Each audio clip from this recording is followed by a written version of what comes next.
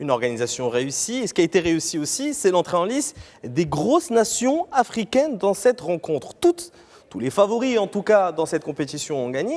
Peut-être un seul match nul dans cette première journée. C'est le match nul entre le Mali et la Zambie. Forcément, est-ce que c'est une bonne chose de voir toutes ces grandes nations performer dès le premier match? Parfois, certaines sont un peu en mode diesel, prennent du temps à se mettre en marche. Est-ce que là, c'est plutôt intéressant de voir toutes ces équipes remporter leur premier match? Alors, c'est intéressant et la plupart des personnes pensent, en tout cas moi aussi je le pense, si aujourd'hui dans cette CAN on a tous les favoris, en tout cas toutes les grosses nations qui remportent leur premier match, on pense que ça peut aussi être dû au stade, aux infrastructures qui permettent de ne plus avoir de surprises. Donc une qualité de terrain, une qualité de jeu qui peut s'avérer être payante pour ces grosses nations. Donc oui, ça peut être une très très bonne chose. Après, bon, c'était la première journée, donc il y a encore la deuxième, il faudra attendre. Voilà, la CAN, c'est l'Afrique, il y a toujours des surprises. On sait que dans les carrés, il y a toujours une nation, on ne s'y attendait pas du tout. Donc à voir par la suite, mais en tout cas c'est une très bonne chose. Alors justement, en parlant d'organisation, vraiment le Maroc a sorti le grand jeu pour accueillir cette Coupe d'Afrique des Nations, mettre les équipes africaines dans les meilleures conditions. Et justement, nous allons voir la réaction d'Emmanuel Adebayor, ex-international togolais, mais également ambassadeur de la CAF. Parce qu'aujourd'hui, on voit l'infrastructure qu'il a installée dans ce pays qui est le Maroc. Ça nous inspire, ça nous donne envie aussi d'avoir des choses comme ça. Moi, depuis que je suis là, entre Rabat, Casa, Tanger et Marrakech, au fait, heureusement que j'ai eu à vécu dans des vraies villes, notamment Londres, Madrid, Istanbul. Mais quand je vois les constructions, quand je vois l'architecture du Maroc, ça donne envie de dire ok, bah écoute, je regarde ce plan-là, j'aimerais bien le réaliser chez moi. Donc aujourd'hui, on le veuille ou pas, le Maroc est devenu, ils sont en train de devenir un exemple pour toute l'Afrique. Les grosses nations africaines performent lors du premier match. Le deuxième match arrive et là, on a un festival de choc à venir. On parle de Maroc-Mali, on parle d'Égypte-Afrique du Sud, Nigeria-Tanzanie, Sénégal, République démocratique du Congo. On parle également du match entre la Côte d'Ivoire, tenant du titre, et le Cameroun. Là aussi, justement, toutes ces victoires lors du premier match, ça va nous offrir forcément une très très belle ambiance et surtout de gros enjeux lors du deuxième match, Hassan. Effectivement, on est directement sur des affiches, clairement, en phase de groupe.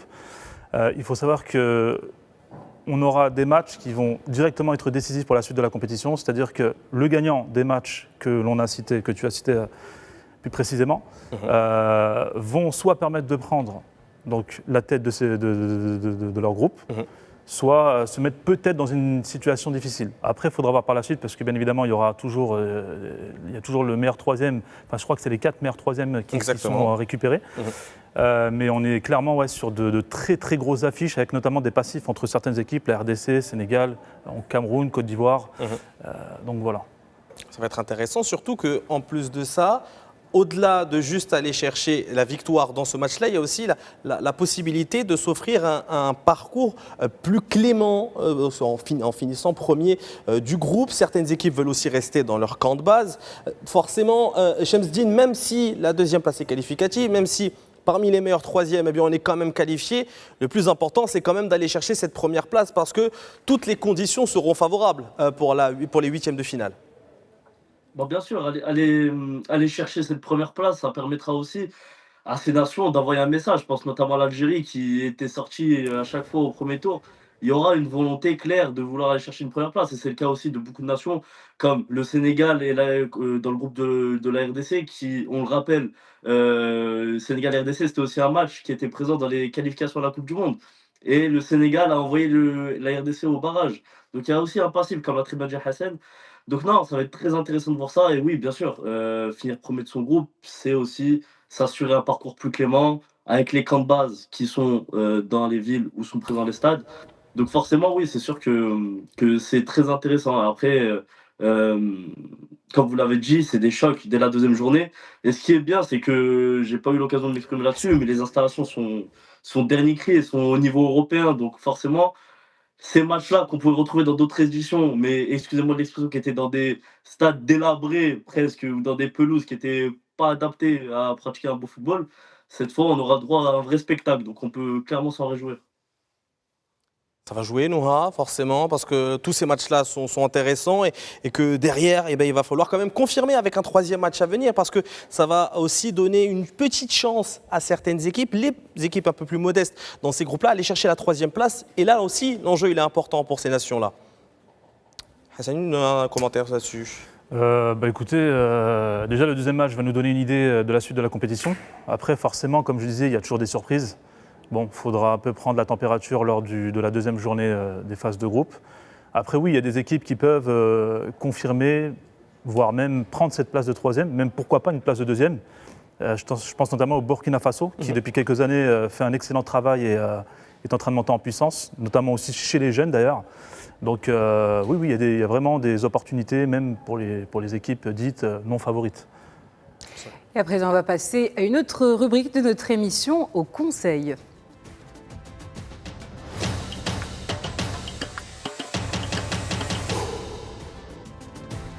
Alors Hassan, on va t'inviter à prendre cette craie, cette ardoise, et on va noter, ou plutôt donner notre avis sur les performances de joueurs qui ont disputé les dernières rencontres, leurs performances et peut-être même des déceptions. Je vais vous demander d'inscrire chacun votre grande surprise de cette Coupe d'Afrique des Nations. Surprise. Et dans le sens positif, bien évidemment. Okay. Grande surprise. Donc une révélation ou plutôt un joueur qui nous a marqué Un joueur qui vous a marqué. Un joueur qui m'a marqué. Très bien. On va demander à Shemzdine en attendant.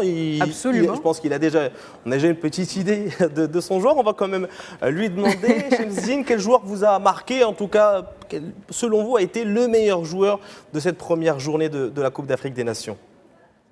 Alors, Anna, je vais te prendre un peu à contre-pied. Je ne vais pas prendre Riyad Mahrez, même si tu m'attendais là-dessus. Je vais te prendre à contre-pied comme Riyad Mahrez. Et je vais prendre Noah Sadiki, que j'ai trouvé très performant avec la RD Congo.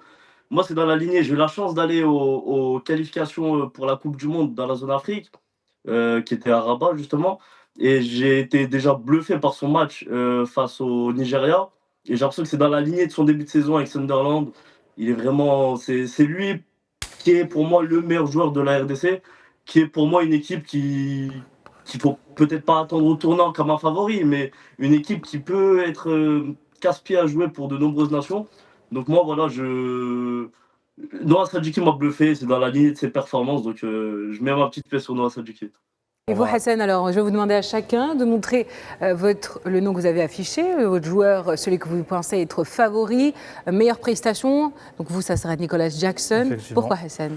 Parce qu'il a assumé son statut. Il met plusieurs buts. Le Sénégal aurait pu très largement gagner au moins 7-0. Donc il assume son statut. Après Jimmy Jackson, ça aurait pu également être Mahrez qui claque un doublé et qui assume son statut. On a tous les trois mis même des joueurs qui ont inscrit des doublés dans cette première journée en plus de cela. Je vais continuer. Et pour vous, Anas, alors, pourquoi Mahrez? Là, j'ai pris à contre-pied Shemzdine en prenant Riyad Mahrez. Riyad Mahrez, c'est un joueur qui était très attendu dans cette Coupe d'Afrique parce qu'après 2 désillusions en phase de groupe, ça a été l'un des joueurs les plus critiqués lors des 2 dernières campagnes de l'Algérie. Il arrive, il a eu quand même un très bon accueil du côté notamment lors de la conférence de presse. Et pendant le match, il a semblé rapidement être décisif. Déjà avec ce but à la 2e minute, on l'a senti beaucoup plus inspiré, certains même exagèrent un peu sur les réseaux sociaux en parlant qu'on retrouve le Mahrez de Manchester City, même si on n'y est pas non plus encore. Je pense que l'âge a fait aussi son travail. Mais voilà, Riyad Mahrez, c'est un joueur qui était attendu, il y avait une pression sur lui, capitana, joueur clé de cette sélection d'Algérie. Il a répondu aux attentes face à une équipe certes un peu plus modeste qu'est le Soudan, mais il a quand même fait le travail et c'est ce qu'on attend d'un joueur comme lui. Exactement. Et il y a Sachouri, j'imagine, un joueur qui est aussi auteur d'un doublé. Oui, auteur d'un doublé, qui a pu délivrer un peu cette équipe tunisienne pour son premier match, leur a permis de prendre confiance, mais également il a pu vraiment réjouir les Tunisiens. Le peuple tunisien, on l'a senti vraiment, qui était également très présent en nombre lors de cette première rencontre. Donc pour moi, Achouri a vraiment fait un très bon match, une très belle entame de compétition et je pense que c'est de bon augure pour la suite de cette compétition.